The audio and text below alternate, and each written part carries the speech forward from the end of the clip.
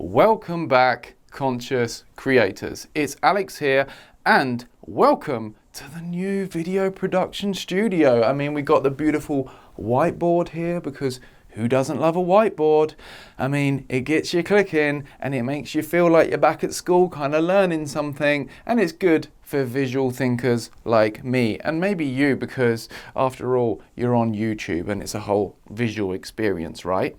And in this video, I want to get into the nuts and bolts for a second around beliefs and how they're shaping your reality, how they're shaping what you're creating in your life. Because have you ever wondered why you keep going round and round, seemingly drawing in the same experiences over and over again, seemingly drawing in the same monotony? Well, wonder no more, because this is going to give you some hints as to why, so you can start changing these subconscious beliefs and therefore creating a new reality. And I'll explain how. So if you want to create a new reality, you've got to change your beliefs about reality, because beliefs are the filter through which reality is seen, through which the outer world is experienced. Now, let me tell you a little story. When I was younger, I had this belief that I would never ever be good at business, that I could never manage money and organize myself. I thought, I'm the creative type. I'm the artistic type. Business is for people that aren't that creative. My brother was that archetype. He's 14 years older than me, and he was always good at business and creating businesses and managing them. And, I thought my brother's the businessy type and I'm the creative type. He's the mainstream type. He's good with numbers and figures and deals and all of these business terms that I don't understand. But I'm the creative type. I'm the artist. I'm the musician. And creative types don't do business. They have to have their ideas floating around everywhere, and organization is just going to limit them in a way that limits their creativity. And of course, what did this do for most of my 20s? It made it so I was stuck in the same job for pretty much the whole of my 20s, the same type of role. Because my beliefs were shaping my reality. I could never see a business opportunity. I could never see other ways to create things rather than just being in a salaried job. Because I believed that I would have to work my way out of that purely through being creative. I couldn't manage myself. I couldn't create a business. I would have to get someone else to do that. And it wasn't until a lot later on in my life that I started to change my beliefs around it, around money, around business. And therefore, that started to shape what I was able to create in my life. So as I say, beliefs are the filter through which you see reality. I have a model here. This is just a model. But it's going to help us to understand how our beliefs are shaping things. Now, let's say I have that belief that I'm no good at business. I'm a creative type. Now, everything that's happening in the outer world is getting filtered through that belief.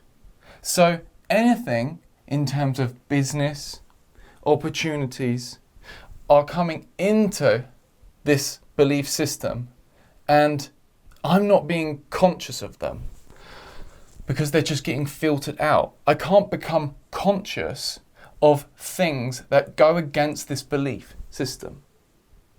Or I'm a lot less likely to be conscious of them because I'm not looking out for them. I'm not programming my system to look out for these opportunities. And this, like I explained, was due to my past conditioning. So you might have something similar. Perhaps it's about women.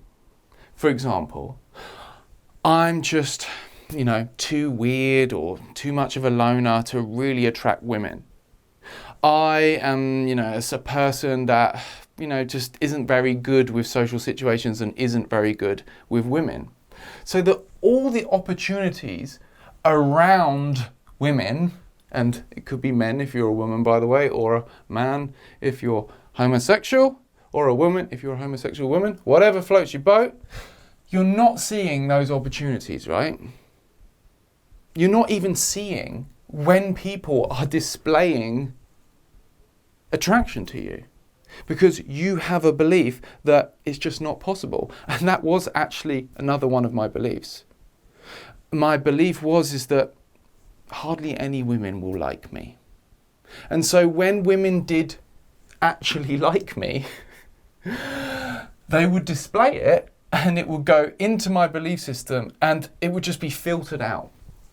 No, it can't be true. I didn't become conscious. I didn't become conscious that they were into me because my belief system said otherwise due to my past conditioning. Do you see what I'm saying here? And so in order to change our reality, in order to change what we become conscious of, we have to change our beliefs. We have to start reprogramming some of this past conditioning that may have been fed to us by our parents or our teachers, things that were written on our school reports, things that our peer group said, and anything all the way up to now, basically. Until you decide to put some different input into this system and change these beliefs so the filter becomes different. So these are all the things that you can do, and there's more of them, but these are some of the things that you can do in order to change beliefs. Affirmations, visualizations, celebration journaling, writing down every day some things that you've achieved. Questioning those beliefs, actively questioning them, things like hypnosis or self-hypnosis.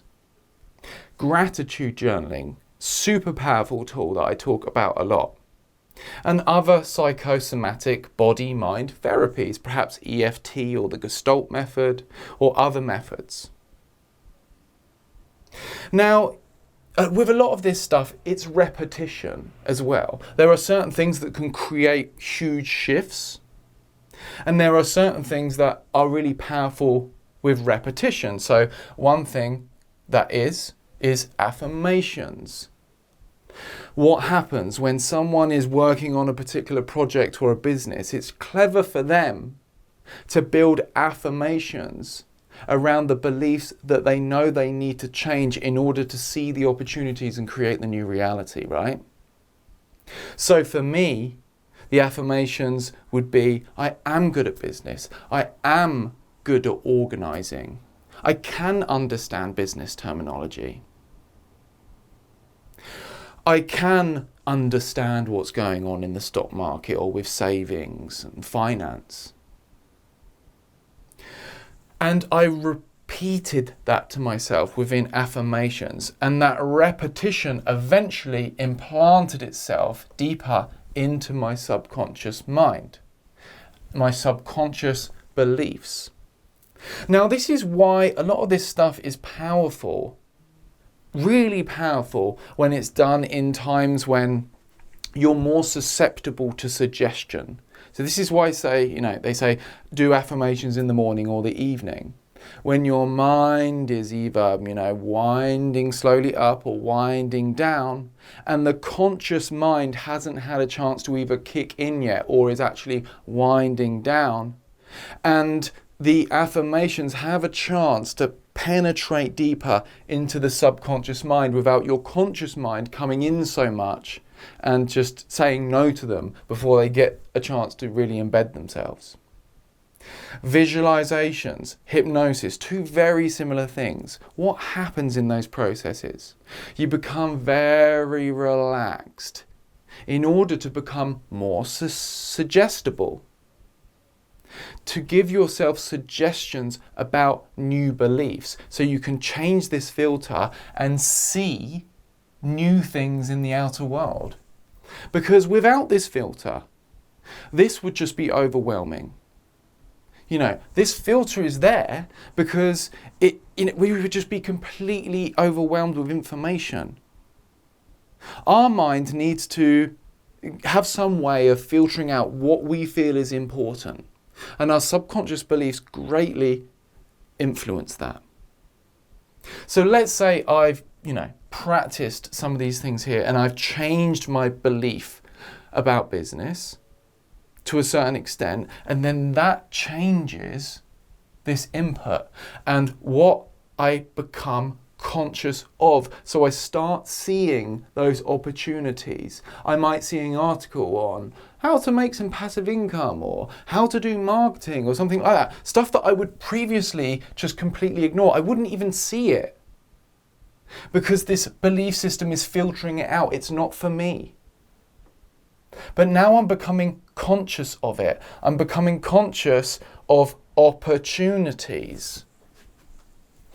And again, my brain is doing some work and it's ticking away underneath the surface based on my new beliefs to deliver up inspirations. And both of these opportunities and inspirations lead to action in the direction of the goal, which creates the manifestation. You start creating more things that are in line with these beliefs. And then, of course, once it's in physical reality, it's in the outer world and you'll get in the feedback loop. So perhaps the belief is, oh, actually, I am good at making videos.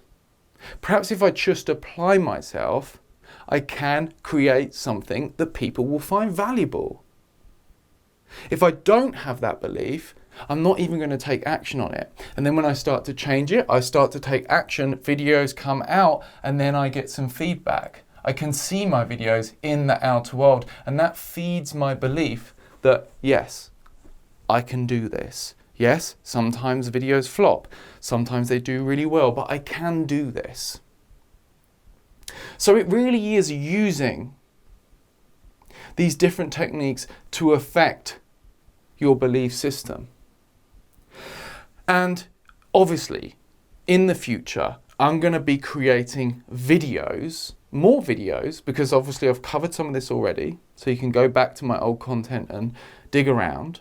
But stay tuned for new content as well, which is going to go deeper into these things that you can use to change this belief system, to change what you become conscious of, to see those opportunities, to come up with those inspirations, to take that action and create the manifestation that you want to see and start that feedback loop. So you can create more of what you want in your life and have a positive impact on the world, because that's what we're all about on this channel, right? So if you don't want to miss out on that, make sure you hit that subscribe and that notifications bell and the little all bit, because you want to get all the notifications right, because then we can help you with conscious personal growth.